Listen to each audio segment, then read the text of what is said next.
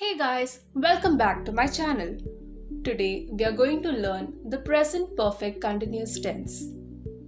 The present perfect continuous tense is used to describe an action that started in the past, continues in the present, and may continue in the future.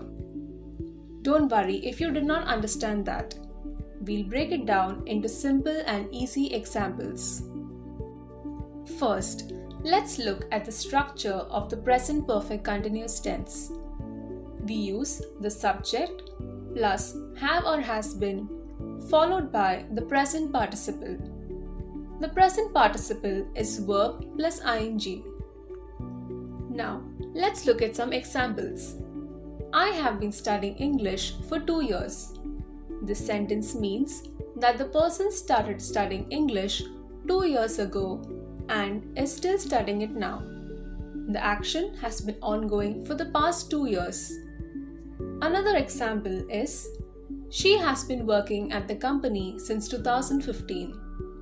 This sentence implies that the person started working at the company in 2015 and is still working there now.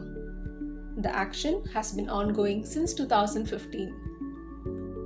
Lastly, we can use the present perfect continuous tense to describe an action that has recently stopped. For instance, I have been playing basketball all morning.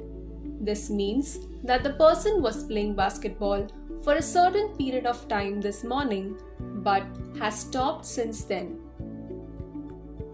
In summary, the present perfect continuous tense helps us describe actions that started in the past, continues in the present, and may continue in the future. Don't forget to practice using it in your writing and conversations. I hope this video has helped you understand this topic a little better.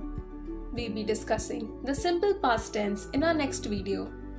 Till then, stay tuned and don't forget to hit the like button and subscribe to my channel. Thank you for watching.